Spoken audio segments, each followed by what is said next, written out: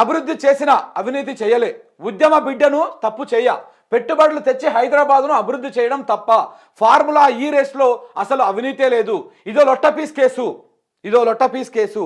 ప్రశ్నలు అడగడానికి అధికారులే ఇబ్బంది పడ్డారు, చెత్త కేసు పెట్టారని ఏసీబీకి చెప్పా, అడిగిన ప్రశ్నలే మళ్ళీ మళ్ళీ అడిగారు, విచారణకు ఎన్నిసార్లు పిలిచినా వెళతా, అవినీతి లేని కేసులో అవినీతి గురించి ప్రశ్నల, న్యాయస్థానాలకు తప్పకుండా సహకరిస్తా, సంవత్సరం తర్వాత కూడా రేవంత్ను గుర్తుపట్టలేకపోతే నేనేం చేస్తా, ఎన్ని నిర్బంధాలు పెట్టినా ప్రజా సంక్షేమం కోసం పోరాటం చేస్తా, నాపై బలవంతపు కేసులు పెట్టారు, 7-8 గంటలు విచారించారు, ప్యాలెస్కు రమ్మన్నా వస్తా, మీరన్నా రండి, లై డిటెక్టర్ పెడితే దొంగలెవరో దొరలెవరో తేలిపోతుంది, మరోసారి సవాల్ చేసిన కేటీఆర్. ఏసీబీ విచారణ అనంతరం కేటీఆర్ సంచలన వ్యాఖ్యలు.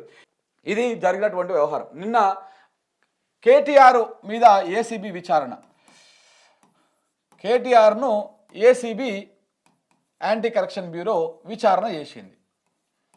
ఈ విచారణలో దాదాపు 80 ప్రశ్నలు అడిగిరంట, 80 ప్రశ్నలు అడిగిరంట. ఆ 80 ప్రశ్నలు కూడా ఏ రకంగా, మొత్తం 4 ప్రశ్నలు.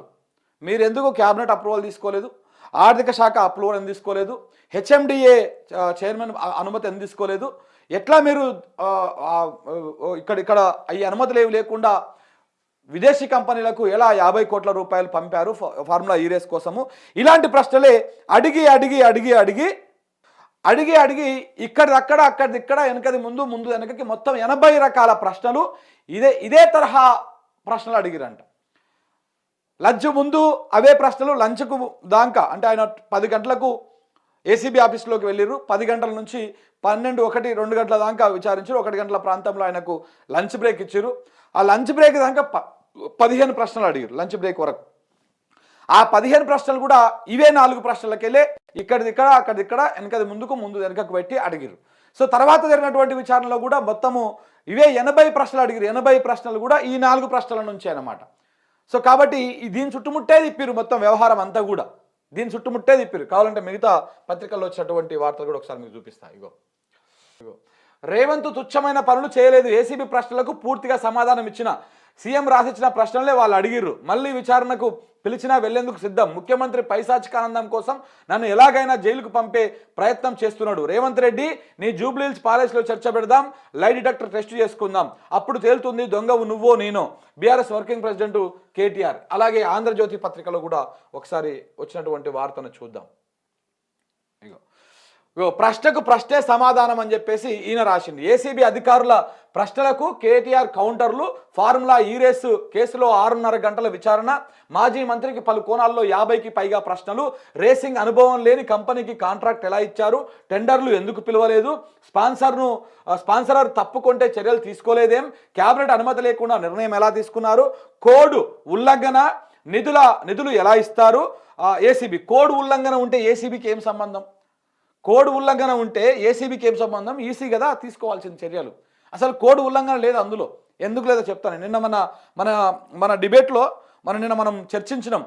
దాసో శ్రవణ్ గారు మన ఇంటర్వ్యూకి వచ్చారు, ఇప్పుడు మన ఛానల్లో వచ్చి కూర్చున్నారు. దాదాపు 2:30-3 ప్రాంతంలో 2 గంటల ప్రాంతంలో ఆయన క్లియర్గా చెప్పిండు.